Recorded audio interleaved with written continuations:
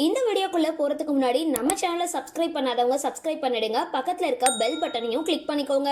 வாங்க வீடியோக்குள்ள போகலாம். தருண்குமார் தெலுங்கு சினிமாவில் முன்னணி நாயகனா வலம் வந்த ஒரு நடிகர். தெலுங்கு தாண்டி தமிழ் மற்றும் மலையாள படங்கள்ல நடிச்சிருக்கவர் தான் குழந்தை நட்சத்திரமா தன்னோட சினிமா பயணத்தை தொடங்கி இருந்தாரு.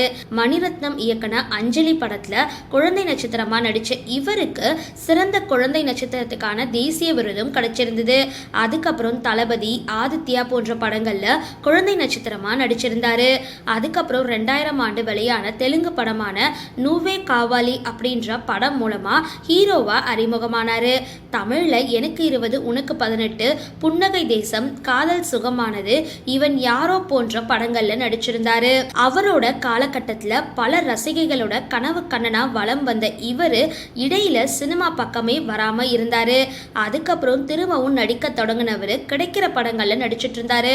42 வயசாகிற தருண்குமாரோட லேட்டஸ்ட் புகைப்படம் ஒன்று வெளியாக அதை பார்த்த ரசிகர்கள் அட இவரா இது அடையாளம் தெரியாம மாறிட்டாரே அப்படின்னு கமெண்ட்டுகளை செஞ்சுட்டு வராங்க.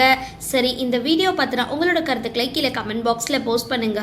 வீடியோ பிடிச்சிருந்தா லைக் பண்ணுங்க, ஷேர் பண்ணுங்க, மறக்காம டிபி காபி சேனலை சப்ஸ்கிரைப் பண்ணுங்க.